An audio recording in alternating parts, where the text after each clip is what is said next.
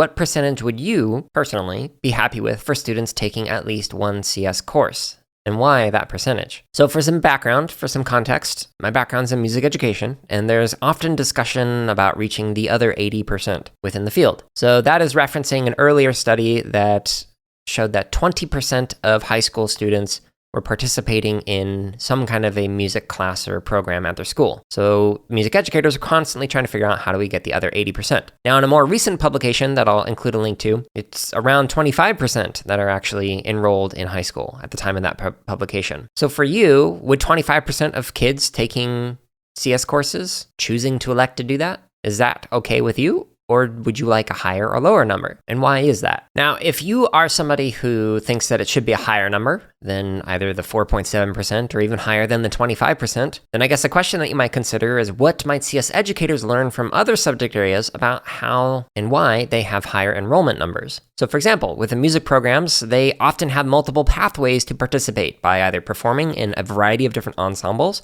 maybe engaging in some recording and producing classes, maybe a class on composing, maybe a class on analyzing and studying theory or music appreciation, etc. in different genres and styles. So what could something like that look like for CS education? Would it be, hey, we have a class in app development, but we also have a class in game development, maybe a class on cybersecurity, AI, etc.? Maybe that's something that could help increase enrollment and broaden participation. I don't know. But what I do recommend is actually looking at those subject areas, specifically the ones where people elect to be there, they are choosing to be there, and try and figure out, well, why is it that they have such a higher percentage than CS education? Now, another more critical question to consider is how do you as an individual or even the field respond when some demographics disproportionately outweigh others, either in your program or in the field? So for example, when it appears that Asian high school students attend CS classes at more than double the percentage rate of students in a school, or more than 5 times the rate for AP courses, now the field has clearly responded by trying to increase the number of other races or ethnicities. But what about in scenarios where there aren't enough devices, teachers, or openings in a class, and you have to make some kind of decision about who to let into your class? So for example, the Media Arts and Makerspace elective class that I ran for the middle school had a waiting list. I was not in charge of that waiting list, the assistant principal was, and so they had to figure out who they were going to let into the class for the elective. Now, some of the kids, when they were writing down their elective, they would write down my class only and not do any other rank ordering. And they'd specifically write down comments like, I will not participate in any other class. Do not sign me up for anything other than this one, which is great that students really wanted to be there.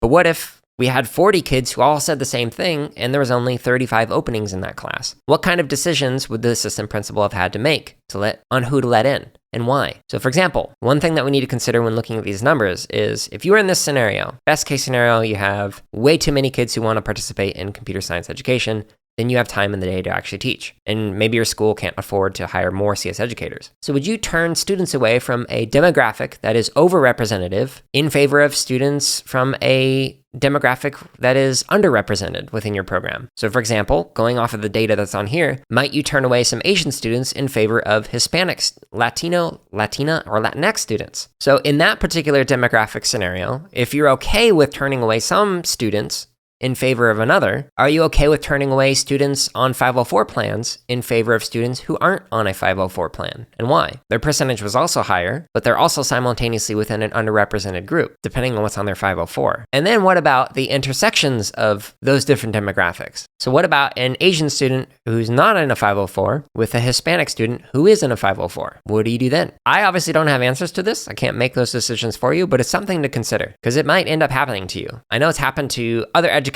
that I've spoken with who do have waiting lists to get into their classes. This excerpt of the CSK8 podcast is from episode number 109, which is called 2021 State of Computer Science Education, Accelerating Action Through Advocacy.